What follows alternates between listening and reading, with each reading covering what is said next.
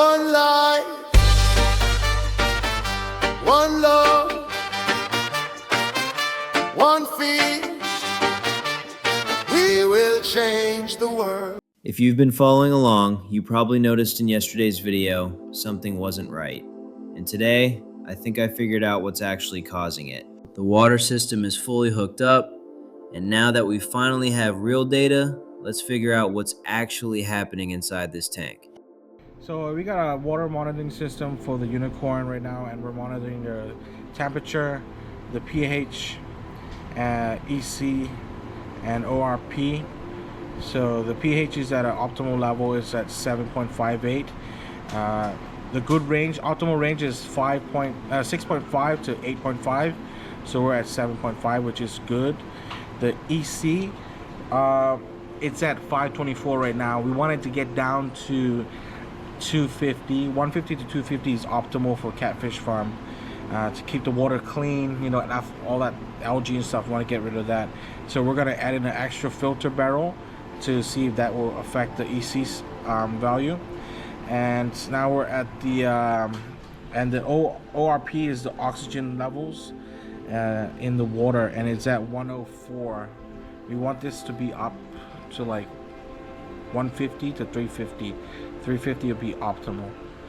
But yeah, this is where it's at right now, and this gives it. We keep it monitored. So if the pH drops below proper standards, it will alert us, or if anything goes too far beyond standards. Like this 500 EC at the level 500 is acceptable if it's sustainable and everything is okay.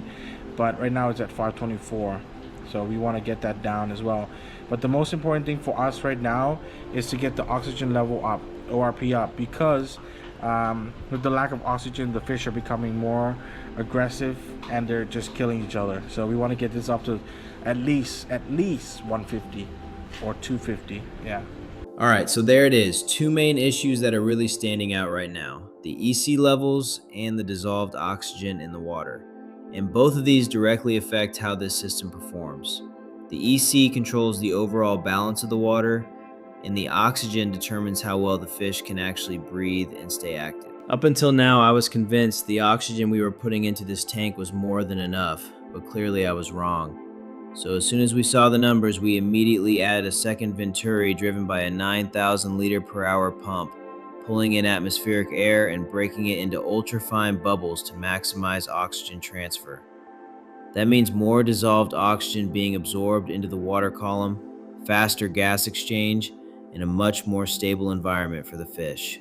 Now the second issue comes down to the solids in the system.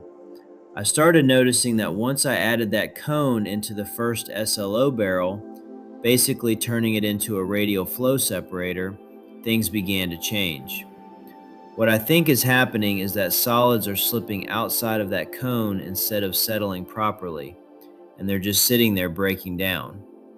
And when that waste sits too long without being removed, it starts creating poor water quality and throws off the entire biological balance of the system. To fix this, I'm adding a secondary valve at the base of the barrel so we can purge both the cone filter and any waste outside of it at the same time. This gives us a full bottom clean out, eliminating dead zones and preventing solids from building up where they shouldn't. In other words, we're turning this into a true self-cleaning stage for the entire radial flow system. And with all that being said, I'll definitely keep you updated as we dial this in. But on a positive note, today was a big win. We got the nursery fully set up, and the drip beds for the Azolla are now in place and running. So even with the challenges, the system is still moving forward, and that's what this is all about.